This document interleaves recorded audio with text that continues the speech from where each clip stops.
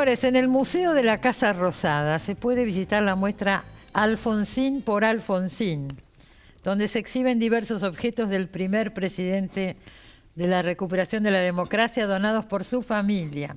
Allí se pueden ver agendas de reuniones, cartas de apoyo que recibió Alfonsín al asumir, fotos de distintos momentos de su presidencia y el manuscrito de su libro Memoria Política, que apareció en 2004. Ahí fue cuando vino Alfonsín a este programa, estuvo toda la hora con nosotros hablando sobre su libro Memoria Política. Inolvidable día, inolvidable programa. La dirección es Paseo Colón al 100 y de paso pueden aprovechar para conocer este museo, que está situado a un costado de la Casa de Gobierno.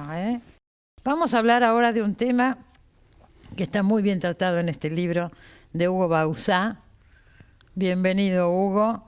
Es un tema durísimo, pero tratado desde todos los ángulos posibles, con una bibliografía, una erudición extraordinaria realmente. Es una mirada sobre el suicidio, desde todos los puntos de vista que uno pueda imaginar, ¿no es cierto? Usted, ¿por qué, Hugo, antes que nada? ¿Por qué este tema? Siempre me interesó el tema del suicidio. Arrancó desde mi infancia. En el prólogo refiero que cuando yo tenía 6 años o 7, mis padres compraron una casa grande, había que hacer una serie de arreglos, y había un carpintero, un señor mayor, o por lo menos así lo veían mis ojos, como una figura majestuosa, de larga barba, parecía un profeta bíblico, que mientras trabajaba lloraba. Y yo, azorado desde un ángulo de la casa, lo miraba llorar. Le pregunté a mi padre qué le había pasado a este señor y me dijo: a don Juan se le murió un hijo. Supe después que el chico se había suicidado. A partir de ahí tuve conciencia de lo que es el suicidio y fue algo que fue como golpeando interiormente en mi ser. Luego hubo un hecho trágico en un familiar muy alejado y luego, cuando era adolescente, leí Werther, la famosa novela de Goethe, donde Goethe, en lugar de suicidarse, en ese momento crítico del prerromanticismo alemán, suicida al personaje y en una forma de catarsis él se libera. Es una novela clave porque en Weimar, donde fue publicada, provocó una ola de suicidios, así que hay toda una atmósfera sombría, plumbia, crepuscular en torno a esa idea. Y después, ya de adulto, me interesó mucho el tema del estoicismo. Yo hice filosofía y letras y me llamó la atención que en el momento crítico en que en Roma la república deviene imperio, hay una enorme ola de suicidios y los estoicos de algún modo lo preconizan porque hablan de un suicidio cívico, ético, en el sentido de no entregarse, no claudicar de sus ideas ante una especie de cesarismo que se imponía.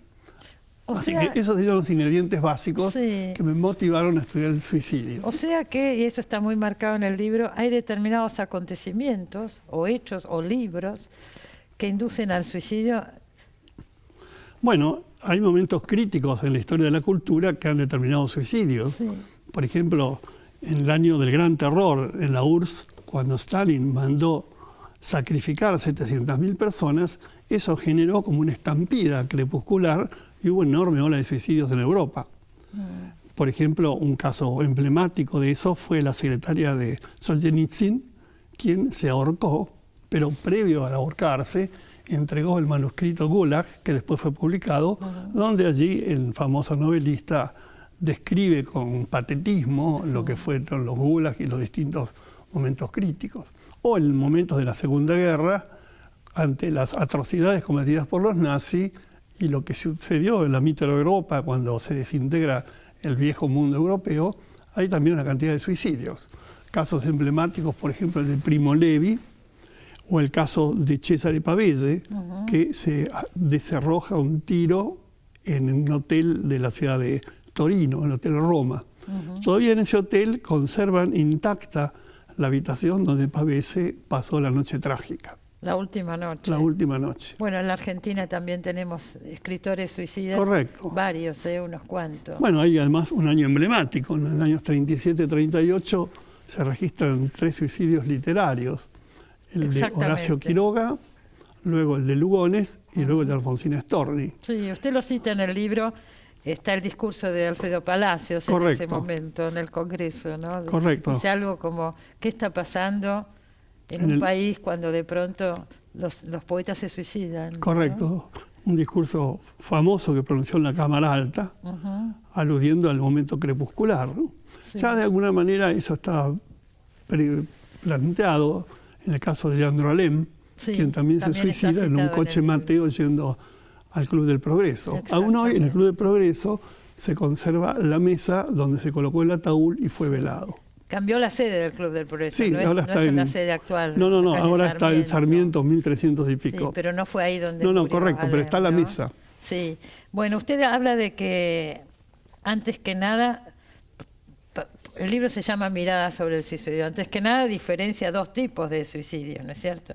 El de una persona psíquicamente perturbada, por un lado, pero el otro el suicidio como una actitud filosófica. Correcto. Y ahí mismo me gustaría que usted explicara, porque hay diversas teorías, algunas lo condenan y otras no. Bueno, ha habido durante siglos una condena hacia el suicidio. En el siglo VI, creo que en el 542, el Concilio de Arles fustigó el suicidio, lo consideró anatema, porque es el momento en que en una mirada religiosa el hombre cancela de cuajo el don más preciado, que es la vida.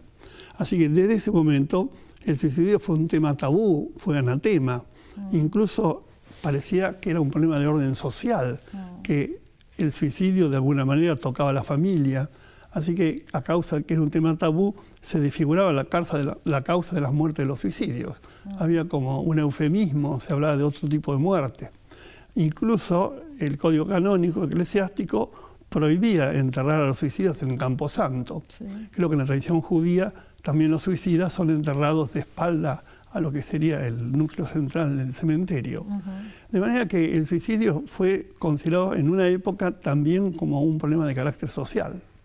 Ahora, indudablemente que hay otras razones que provocan el suicidio. Algunos hablan de razones de orden patológico.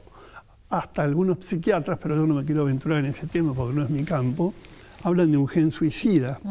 Por ejemplo, Marielle, la nieta de Hemingway, cuando escribe la biografía de su abuelo, narra que en la familia había habido 7 suicidios, lo cual hace pensar que puede haber habido una herencia o por lo menos... Bueno, está el caso de acá en la Argentina de Lugones y de Quiroga. Correcto, también, efectivamente. Que son varios suicidas en la familia. Sí. Ahora hay muchos casos de escritores. Sí, usted recién citaba a Hemingway. Correcto. Bueno, está el caso del suicidio ritual, como por ejemplo Mishima, en Japón. En efecto. Mishima, claro, pertenece a un nacionalismo acérrimo de la cultura japonesa y no admite que Japón se abra al mundo occidental y por eso hace un sacrificio ritual de un modo, digamos, espectacular, ¿no? Hay muchísimos casos citados en el libro. Es interesante cuando se habla de Albert Camus, ¿no es cierto? Correcto. Porque usted habla... Primero está la condena al suicidio desde el lado de la religión, correcto, pero también está el tema del misterio y por ahí lo encarna Camus. Claro, Camus fue un lector muy volcado a la obra de Dostoyevsky y Dostoyevsky plantea en varias de sus novelas el suicidio lógico. Pese a que Dostoyevsky era ortodoxo, es decir, tiene una visión religiosa, pero Stavroguin y otros personajes plantean la necesidad del suicidio cuando el hombre no tiene esperanza espiritual respecto de una vida. Y frente a esa idea suicida de Dostoyevsky, Camus, que está inscripto en una especie de ateísmo vinculado con el mundo del absurdo, Camus plantea que pese a que uno desconoce el fin de la vida y si es que hay o no un nuevo mundo, Camus plantea que nuestro deber es asumir la vida y llevar hasta su última consecuencia. Y cita ese caso especialmente en Hombre Rebelde en el mito de Sísifo. El mito de Sísifo. Porque Sísifo, pese a que sabe que el castigo que le han impuesto es injusto, sin embargo, él lo acepta por la absoluta voluntad de él, su motu propio, de aceptarlo, es decir, de la libertad.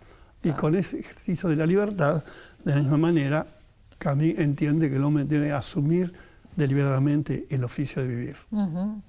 Y vuelve con la piedra, vuelve a subir con la piedra y demás. Hay muchos casos citados, además el de Alejandra Pizarnik también está. Efectivamente, otro caso emblemático, ¿no? Que ha dado mucho que hablar. Pero ahora, no es una cosa que lo de Alejandra haya que mirarlo de una manera puntual, de un momento de desesperación y angustia, porque a lo largo de su obra, Una princesa sangrienta, ya habría ciertos indicios suicidas. Incluso parece ser que hubo algunos intentos antes de que ella llegue a ese momento crítico en que ingirió una enorme cantidad de barbitúricos que la llevaron a ese final. Usted dice en el libro, en el caso de Walter Benjamin, Correcto. que hay quienes dicen que lo mandó matar Stalin y no se suicidó. Es un tema todavía, diría, abierto, porque aún los biógrafos discrepan. En general, la mayor parte de ellos están contestes de que efectivamente se suicidó.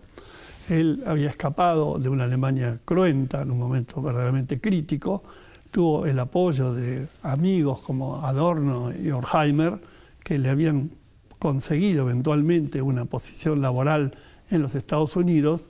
Él primero pasó a Francia, y en Francia pensaba pasar a España, pensando que España era un país neutral. Estamos hablando de época en que todavía estaba Franco.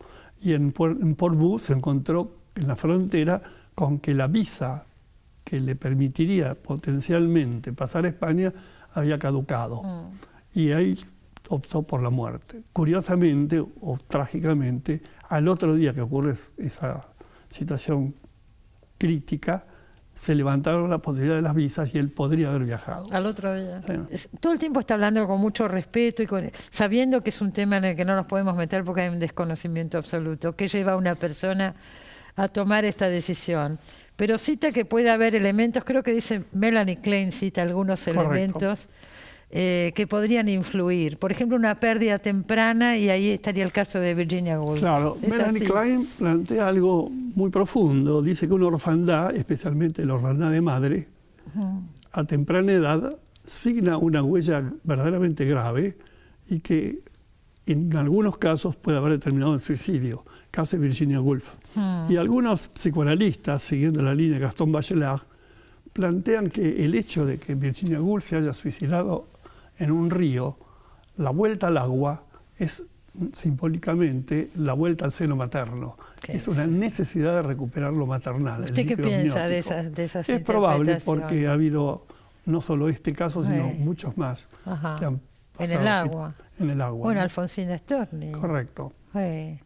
Gracias, Hugo, por haber Quiero venido. hacer un solo agregado. Muy cortito porque nos Yo estamos apuesto yendo. en favor de la vida Sí. y entiendo que todo suicida, sea la causa que lo ha determinado, merece nuestro mayor respeto. Sin duda. Gracias. Creo que todo eso se transmitió en esta conversación. Gracias. Señores, nos vemos la semana que viene. Buena semana para todos. Chao.